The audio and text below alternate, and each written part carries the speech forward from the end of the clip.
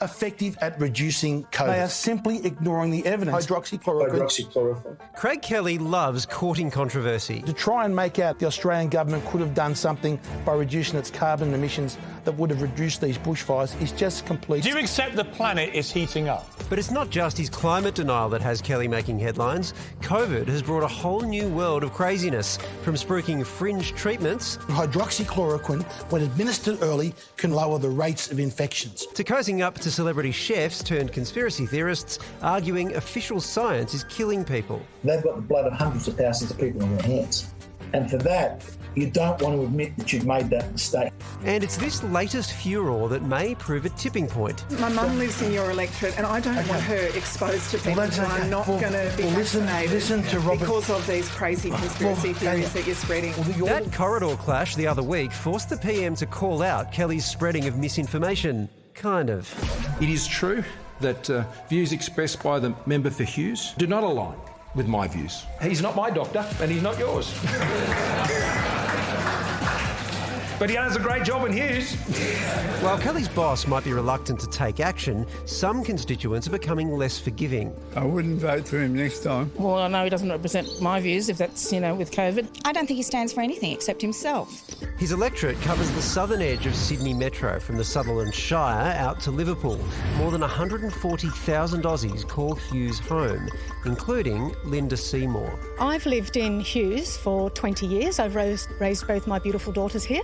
And do I think that Craig Kelly takes our electorate for granted?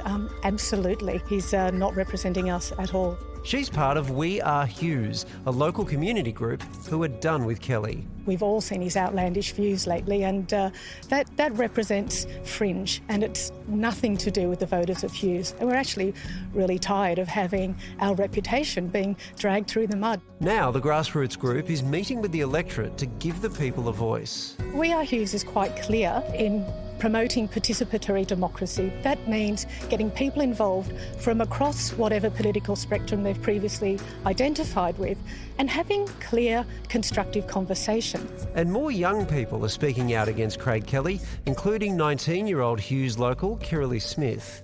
Especially as young people, many issues that Craig has spoken about don't represent us with the misinformation that he has been spreading, if that's climate change or COVID. Our young people are our future and these are important issues to us. Kelly has been Kirralie's local member for more than half her life, and she reckons it's time for change. In a time where we really are demanding the truth and for the right information to be spread, Craig isn't doing that for us and isn't representing Australia and Hughes the way that we should be represented.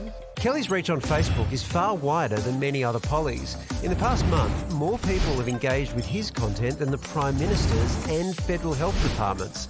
We're talking likes, comments and shares. Over the past 6 months, 42% of Kelly's Facebook posts have focused on unproven COVID treatments. His second favourite subject, climate change. He has been posting quite late at night, which has been pointed out by several people, and coincidentally or not, it tends to be around the time that the American audience is waking up on Facebook. And we know that there are quite a lot of people in America who are very interested in a lot of these treatments that Donald Trump had previously been trumpeting before Craig Kelly. So he is getting a lot of engagement. The more engagement he gets, the higher his posts get, and the more that we're all talking about Craig Kelly, who is really enjoying courting all this controversy at the moment. And We Are Hughes has caught Kelly's attention. He referred to the campaign as a small number of brainwashed, noisy green activists. For a start, he's wrong.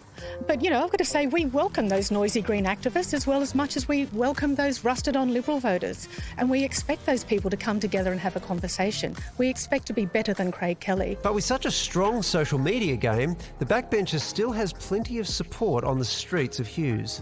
Everyone's allowed to have an opinion, but I think when you hold a position of power, there's a certain responsibility that comes with that. He's got his own opinion. He's willing to try new things. I'm glad that he stepped up and telling the truth. I don't believe it's a conspiracy. I reckon he's telling the truth. There's a good chance we're heading for an election this year. Hughes is considered a safe Liberal seat, but Craig Kelly could face a pre-selection challenge where the Liberals might dump him as their candidate and run someone else instead. But the Libs giving him the boot might not be the end of his political career. There's also been suggestions that Craig Kelly could run as an independent if he is not pre-selected by his party in the coming pre-selections, whenever they may be.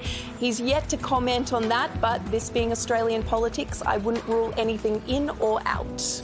Regardless of where he ends up, Kelly looks like he's got a fight on his hands. We're demanding change and we want that to happen now and we want our voices to be heard. We really expect better. So now we're creating better ourselves because this is unacceptable. Enough is enough. Right. Well, but the good news for Craig Kelly is all of his content is still allowed on Facebook. Well, yeah. Because it's not news. That's the thing, though, because Facebook banned him for a week, but what a week to choose. I mean, this is the moment. This is it. There's room for you there. Incredible. It'll be interesting because both, from my understanding, Morrison, Abbott and Turnbull have sort of they've been in his corner. But whether that will happen again, given what happened recently with the PM coming out saying, you know, I don't endorse those views. So it will be interesting to see if there is that support there when it comes up. I feel like whoever gets pre-selected wins the seat. So I think the Libs will hold the seat. It's a safe Libs. Yeah. It's just a question of whether or not they think they want someone, if they actively want someone else enough to be in there, then that would be a fair statement. Then also if they sideline him, then they have this festering sore of someone who believes that they've held this seat very safely, and he has. You know, the open wound that never heals, Waleed. Oh, wow. I like that you addressed that to me for some reason. From expert opinions to in-depth analysis and reporting, the Project YouTube brings you the biggest stories from Australia and around the globe.